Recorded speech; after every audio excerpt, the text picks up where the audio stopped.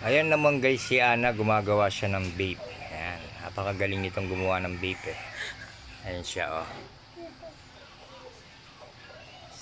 Ayan, siya yung... Ayan oh, tignan nyo guys yung mga ginagawa niyang ano.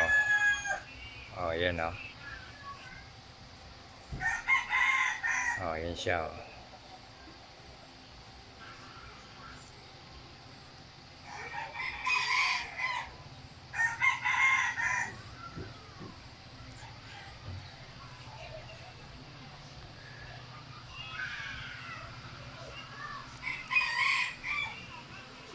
Pag sinipsip mo daw to guys, sasabog daw yung pambok mo.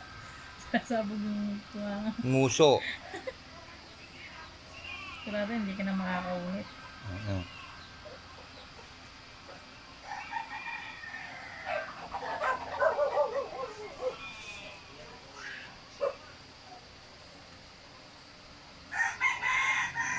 Ayan ang kanyang vape. Tsaka yung kanyang mga tools. So ayan, ang dami guys oh. Mga linalagay nila sa bibig nila. Tapos sisip-sipin nila ng labasan yung usok, yung makapal na usok guys. Ayan yung mga ayan oh. Yung ito naman dito naman yung sinisip-sip nila. Ayan. Ano yan? Ibang ano ng vape? Ito. Depende sa vape kung anong gamit, coil o bulak. Ito kasi coil siya, may bulak kasi sa loob. Kasi sa ibang vape yan. Dalang na gumagamit ng ganito kasi may mga ano yan.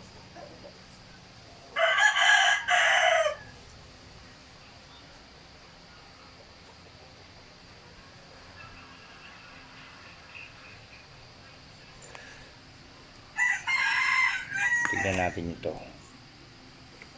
Ayan o. Yun yung kanyang mga, ayan o, yung lalagyan nila ng bulak.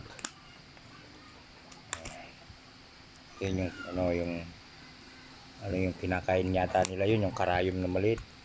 Dito yung ano, wire. Wire daw yun, ayun, ayun, yung mga spring, parang spring ba? Lalagyan ng bulak. Ayan o, ayan o. Ayan o, kung gusto niyo magpagawa ng vape dito kay Ana Marie. Ayan, dito sa bahay. Ayan o, meron siyang mga tools.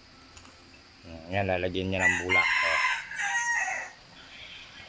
Lagyan mo dapat ng mantika para mailab.